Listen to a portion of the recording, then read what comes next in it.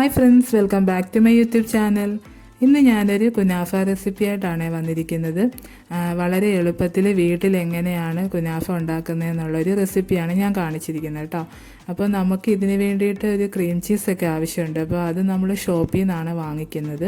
പക്ഷേ അതിനൊക്കെ റേറ്റ് കൂടുതലാണ്. അപ്പം നമുക്ക് കുറച്ച് പാൽ ഉപയോഗിച്ച് ക്രീം ചീസ് എങ്ങനെയാണ് ഉണ്ടാക്കുന്നത് എന്നുള്ളതും കൂടെ ഇതിൽ കാണിച്ചിട്ടുണ്ട്. അപ്പോൾ വളരെ ടേസ്റ്റി ആയിട്ടുള്ള കുനാഫ റെസിപ്പിയാണ് കേട്ടോ.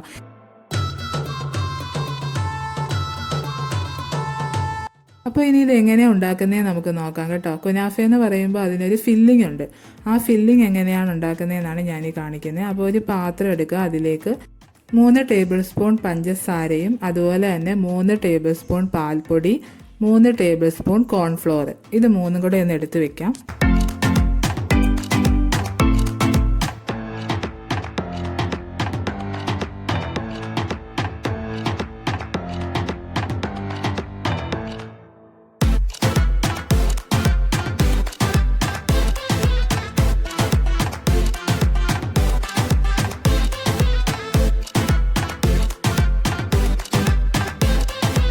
പിന്നെ നമുക്ക് വേണ്ടത് 1 കപ്പ് പാലാണ് കേട്ടോ.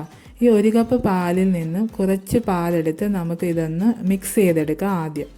അതിനുശേഷം ഫുൾ പാലും അതിലേക്ക് ഒഴിച്ചിട്ട് നമുക്കിത് അടുപ്പത്ത് വെച്ചിട്ടൊന്ന് കുറുക്കിയെടുക്കണം. നമ്മളിത് കുറുക്കിയെടുക്കുന്ന സമയത്ത് ഫ്ലെയിം വളരെ കുറച്ചാണ് വെച്ചിരിക്കേണ്ടത് കേട്ടോ. ഏറ്റവും കുറഞ്ഞ തീയിൽ വെച്ച് മാത്രം നമ്മളിത് കുറുക്കിയെടുക്കുക.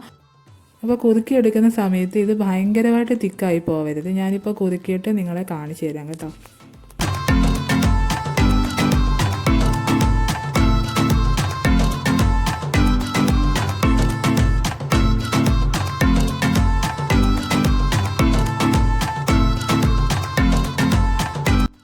അപ്പോൾ ഞാനിത് ചെയ്തുകൊണ്ട് വന്നിട്ടുണ്ട് കേട്ടോ. ഈ കാണിക്കുന്ന പോലെ ആയിരിക്കണം അതിൻ്റെ കൺസിസ്റ്റൻസി. ഇത് കൂടുതൽ തിക്കാവാൻ പാടില്ല കേട്ടോ.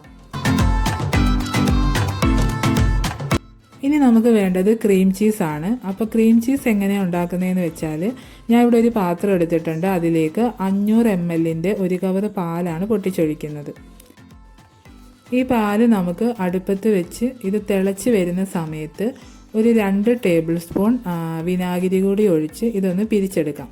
ആ പിരിച്ചെടുക്കുന്നതാണ് നമ്മൾ ക്രീം ചീസായിട്ട് ഉപയോഗിക്കുന്നത് കേട്ടോ.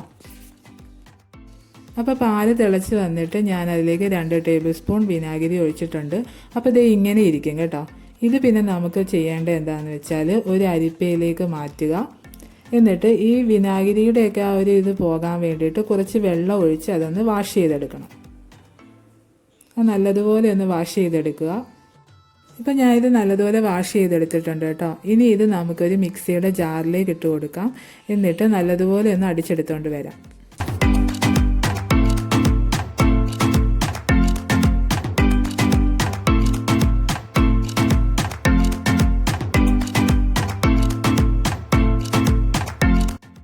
ഇപ്പം ഞാനത് അടിച്ചെടുത്തുകൊണ്ട് വന്നിട്ടുണ്ട്. ഇത് ചെറുതായിട്ട് തിക്കായിട്ടുള്ളൊരു കൺസിസ്റ്റൻസി ആണല്ലോ.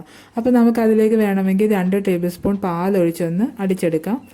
അതിനുശേഷം നമ്മൾ ആദ്യം ചെയ്ത് വെച്ചിരിക്കുന്ന ക്രീമും ഇതും കൂടെ ഒരുമിച്ചിട്ടൊന്ന് മിക്സ് ചെയ്തതിന് ശേഷം നമുക്കതൊരു പാത്രത്തിലേക്ക് മാറ്റി വയ്ക്കാം.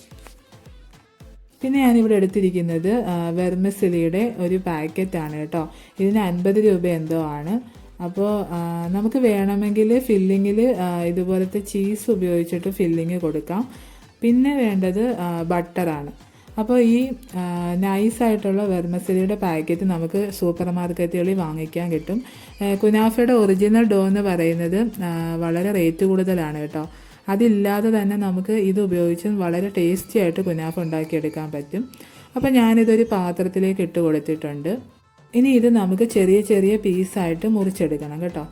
അപ്പം ബട്ടർ നമ്മൾ എടുക്കുമ്പോൾ ഞാനിവിടെ 100 ഗ്രാമിൻ്റെ ബട്ടറാണ് എടുത്തിരിക്കുന്നത്. പക്ഷേ നമുക്ക് അതിൻ്റെ ഫുൾ പാക്കറ്റും വേണമെന്നില്ല. ഈ ഒരു പാക്കറ്റിന് നമുക്ക് ഒരു 70 ഗ്രാമോളം മാത്രമേ ആവശ്യമായിട്ടുള്ളൂ കേട്ടോ.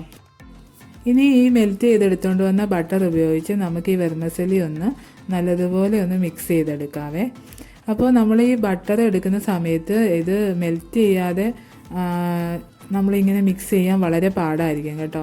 അപ്പോൾ ഫ്രിഡ്ജിൽ നിന്ന് ഡയറക്റ്റ് ഒന്നും എടുത്ത് ആർക്കും മിക്സ് ചെയ്യാൻ പറ്റത്തില്ല. ഇതുപോലെ മെൽറ്റ് ചെയ്ത് തന്നെ നല്ലപോലെ മിക്സ് ചെയ്തെടുക്കുക.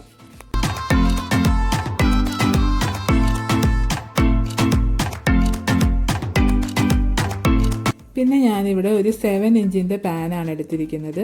അതിലേക്ക് കുറച്ച് ബട്ടർ, നമ്മൾ ചെയ്തതിൻ്റെ ബാക്കി ബട്ടർ എന്തായാലും കാണുമല്ലോ, അതുപയോഗിച്ച് നല്ലതുപോലെ ഒന്ന് ഗ്രീസ് ചെയ്തെടുക്കാം. ടിന്ന് ഫുള്ളായിട്ടൊന്ന് ഗ്രീസ് ചെയ്തെടുക്കാം കേട്ടോ. എന്നിട്ട് ഈ വെർമിസെല്ലിയുടെ അതിൽ നിന്ന് കുറച്ച് അതിൻ്റെ പകുതി പോർഷൻ നമുക്ക് താഴെ ബോട്ടം പാർട്ടിലായിട്ടൊന്ന് വെച്ച് കൊടുത്ത് ഒന്ന് നല്ലതുപോലെ എല്ലാ ഭാഗത്തും വരുന്ന രീതിയിലാക്കി കൊടുത്ത് കൈ കൊണ്ട് നല്ലതുപോലെ ഒന്ന് അമർത്തി വെച്ച് കൊടുക്കാം കേട്ടോ.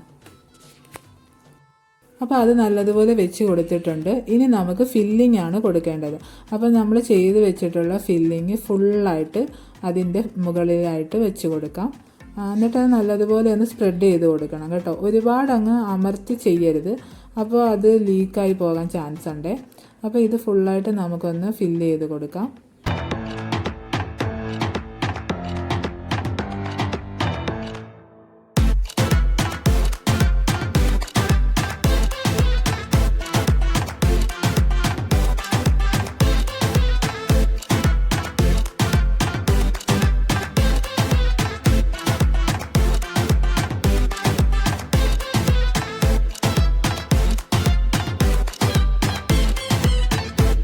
ഫില്ലിംഗ് എല്ലാം കൊടുത്തു കഴിഞ്ഞു കേട്ടോ.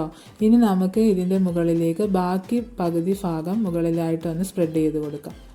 അപ്പോൾ ഇത് സ്പ്രെഡ് ചെയ്യുന്ന സമയത്ത് നല്ലതുപോലെ സൂക്ഷിക്കണം. കാരണം നമ്മളിത് നല്ല ഫുള്ളായിട്ട് ഇട്ട് കൊടുത്തിട്ട് ആ ഒരു ഷേപ്പിന് വേണ്ടിയിട്ട് കൈ കൊണ്ട് ഇങ്ങനെ പ്രസ് ചെയ്യുന്ന സമയത്ത് ഒരുപാട് അങ്ങ് അമർന്നു പോകരുത്. അപ്പം മുകളിലേക്ക് ഇങ്ങനെ പൊട്ടി വരാനുള്ള ചാൻസ് ഉണ്ട്. ഇത് ഫുള്ളായിട്ടൊന്ന് കവർ ചെയ്ത് കൊടുക്കാം.